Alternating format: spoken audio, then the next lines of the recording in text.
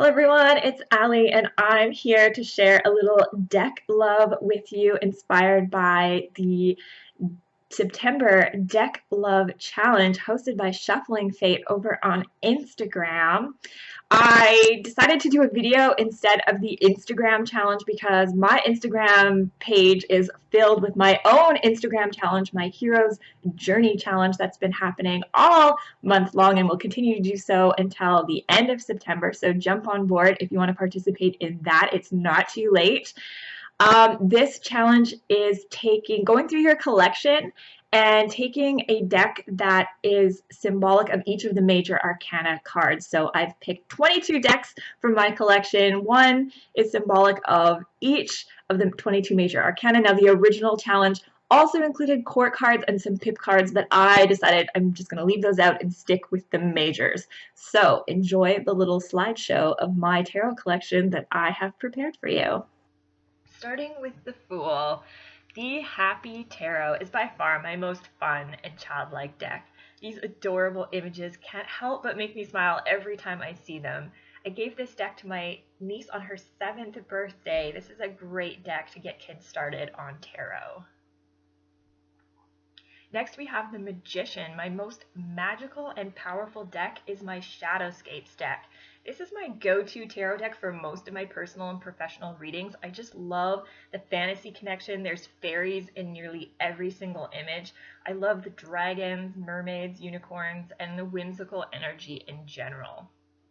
For the High Priestess, my most intuitive deck is the Fairy Tarot, which kind of surprises me. I use this deck for many of my Fae readings, especially my messages from the Fae readings. This is a deck I also use when I need a clarifier card. When I pull cards from this deck, messages just seem instantly clear. The Empress, my most nurturing and healing deck, is my Healing with the Fairies. This was the first fairy deck I ever bought. This was the portal that took me to the world of Faerie. I had this deck packed away for a really long time, but recently rediscovered that it is really great for healing, even if all you need healing from is a bad day. Now for the Emperor, my most assertive and dependable deck is the DC Justice League Tarot. Not only is this deck really spot on and easy to work with, it's definitely my most masculine deck, so it was the perfect choice to fall under the umbrella of the Emperor. Now for the Hierophant. My most traditional deck is my Universal Waite Tarot. I'm sure like most people in this tarot deck love challenge, the most traditional deck is going to be a Rider-Waite-Smith tarot deck. This was my first deck that was given to me at age 12. This is the one that started my obsession with tarot and the one I learned how to read with. For the Lovers, my most romantic deck is my Heart of Fairy Oracle. This was an easy choice. This deck was designed specifically with relationships in mind. So this deck gives you clarity on relationships with others, with yourself, with hobbies or projects, anything you connect with. Now the Chariot, a deck I love and hate the most. I wasn't sure if this was supposed to be a simultaneous love-hate relationship deck or if we were supposed to go one direction or the other, but I went with the former. I love this deck because of the artwork, but I also hate it because I find it extremely difficult to read with.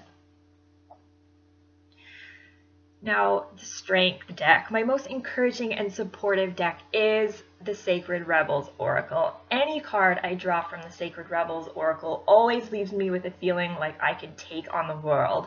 There is nothing about this deck that is discouraging or causes self-doubt. This is a very empowering and uplifting deck.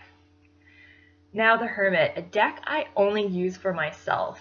I chose the Dreams of Gaia deck for this. I don't really have any decks that I feel are particularly sacred that I use just for myself or aren't willing to share.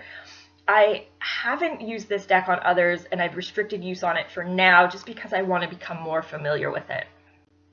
For the Wheel of Fortune, my most expensive deck is my Legend of Tarot deck. This is an indie published deck that I bought on Etsy, and I wanted this deck because I collect and use fan decks, and I really wanted this one in my collection.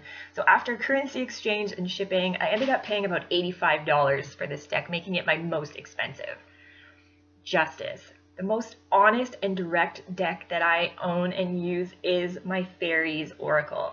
This is one of my most favorite decks and one that doesn't hold back and can get you right in the feels. It's a very direct and honest deck, and I love using this. The Hanged Man, a deck that I'm currently studying, is right now the Legend Arthurian Tarot. I was gifted this deck quite some time ago and it's just been sitting in my closet.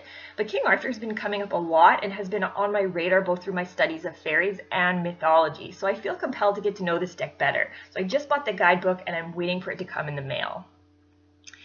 Death, a deck that I miss the most, is my Morgan-Greer deck. Before I bonded with my Shadowscapes tarot, this was my preferred deck for most of my personal and professional readings.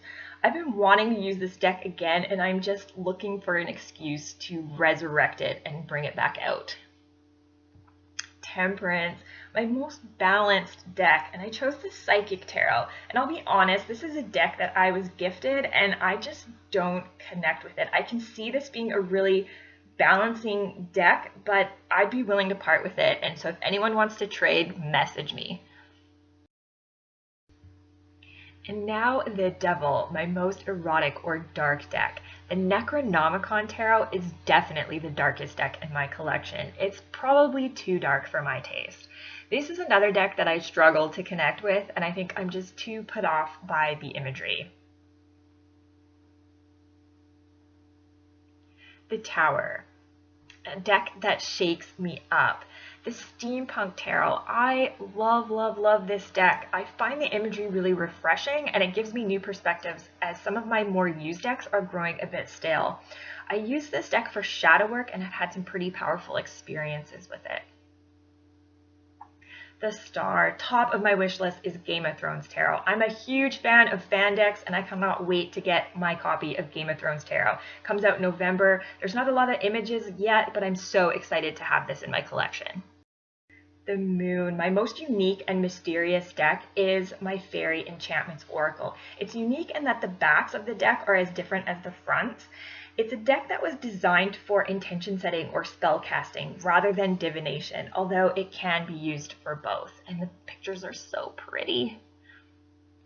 The Sun, a deck I own that makes me smile, is definitely my Shadowhunters. No surprise, it's another fan deck. I'm a huge Shadowhunters nerd, and ever since reading the Infernal Devices series by Cassandra Clare, I've been hooked. Having this deck in my collection makes me so happy, and I love geeking out with it. Now we come to Judgement, and the deck that is currently calling to me is the Good Tarot. This is not in my collection yet. I'm not even sure how I want to use it, but every time I see it, I feel like a moth to a flame. I need this deck, and I don't even know why other than it's just so beautiful. The World, my most diverse tarot deck, is my Animals Divine. It's the most diverse because it covers myths and deities from all over the world, including all major mythos and cultures. The pips are all animals, including insects, birds, amphibians, reptiles, and mammals from land and sea. Thanks so much for watching, guys. If you have any comments or questions about any of the decks, I'd be happy to talk to you about them. If you have any feedback about those couple of decks that were on my wish list, let me know what your thoughts are. I'd love to hear from you. If you are participating in this challenge either on Instagram or you want to create your own video, link it below in the comments because I would love to watch it. I'm always looking for new deck ideas.